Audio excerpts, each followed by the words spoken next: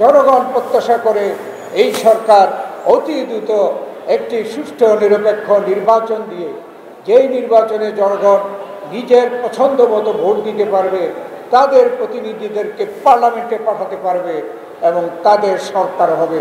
তারা এদেশে স্বাধীনতা সার্বভৌমত্বকে আরও শক্তিশালী করবে এবং সকল ষড়যন্ত্রকে মোকাবেলা করবে।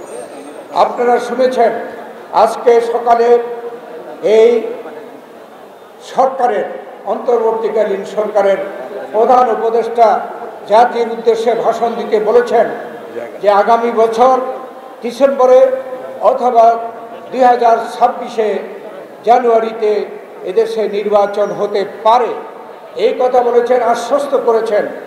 আমরা বলতে চাই আশ্বস্ত নয়, বর্তমানে সরকার আপনাদেরকে স্পষ্টভাবে ঘোষণা দিতে হবে যে শুধু আগামী বছর ডিসেম্বর নয়, আপনারা যদি আন্তরিক হন, নির্বাচন কমিশন যদি আন্তরিক হয়, তার আগেই এদেশে একটি সুষ্ঠু নিরপেক্ষ নির্বাচন দেওয়া সম্ভব। এবং এটা যদি করা যায় তাহলে এই সরকারের এবং এদেশের জনগণের জন্য মঙ্গল। আজকে আমরা দেখছি বিভিন্ন কারণে আজকে ষড়যন্ত্র হচ্ছে। যারা স্বৈরাচার ফ্যাসিস্ট সরকার, সেই প্রধান শেখ হাসিনা এদেশে প্রধান পদত্যাগ করে ভারতে পালিয়ে গেছেন, অবৈধভাবে ভারতে আসছেন, সেখান থেকে আজকে বাংলাদেশ নিয়ে নানা রকমের ষড়যন্ত্র করছে।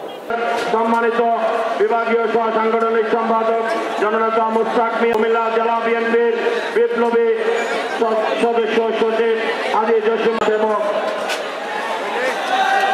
মানবতার সেবক জনাব ইউসুফ মোল্লা টিপু সহ অনেকে বাংলাদেশ জাতীয়তাবাদী দলের ফয়জুল্লাহ রহমান পাবেন সহ এবং জেলা সভাপতি ফখরুল ইসলাম মিঠু সহ তাদের নেতৃত্বে একটি মিছিল এসেছে। আমরা তাদেরকে অভিনন্দন জানাই, স্বাগত জানাই। উৎপাদন বাড়ি আবুর আজকে বিজয় রেলিকে সফল করার লক্ষ্যে আশিকুর রহমান মাহমুদ ওয়াসিম ভাই সহ শিল্পী ভাই সহ নেতৃবৃন্দ নেতৃত্বে আরমান আলী সহ আমরা অনেক নেতৃবৃন্দকে দেখতে পাচ্ছি।